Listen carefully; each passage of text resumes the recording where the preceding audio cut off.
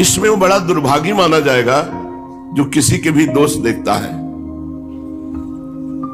कोई कुछ कर रहा है, आप उसे गलत मान रहे हैं, तो आप निर्णायक हैं क्या? आपको सृष्टि की सेवाएं दी गई क्या कि सबके दोष देखो?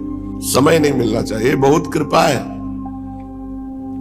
अन्य की चर्चा और अन्य से संबंध है नहीं आप लोगों का, बड़ी कृपा है।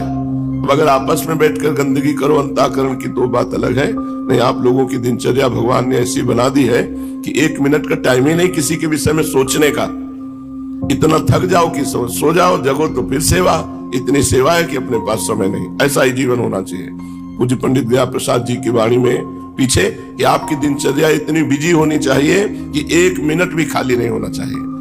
तो जो ऐसे घूमते रहते हैं वो एक दूसरे की निंदा करते हैं, एक दूसरे के दोष दर्शन करते हैं, दुर्भागी है।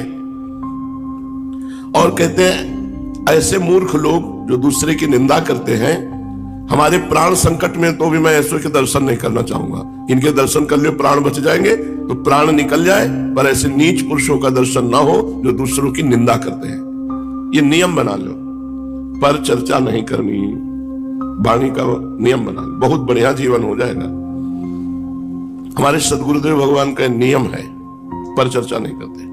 कभी कुछ धीरे से बोल दे तो बोल दे, नहीं तो मौन। पर चर्चा का ज्ञान हमको गुरु जी से ही हुआ। पर चर्चा जहां की तो किसी के गुण वर्णन होंगे या किसी के दोष वर्णन होंगे, और जो वृंदावन के दोषों को सत्य मान करके वर्णन करता वो मूर्ख है। श्रीपाद करे प्राण संकट आने पर भी मैं ऐसे पुरुष के दर्शन नहीं करना चाहूंगा। किसी भी विषय में क्यों ना हो, वो उपहासास्पद बन जाएंगे जो दूसरों के दोष दर्शन करेंगे। एक दिन परिक्रमा लगा रहे थे तो एक संत ने कहा वृंदावन की महिमा का एक गुण है कि यदि आपने किसी के दोष देखे कि वो अमुक गलत है तो वही आचरण आपके अंदर आ जाएगा।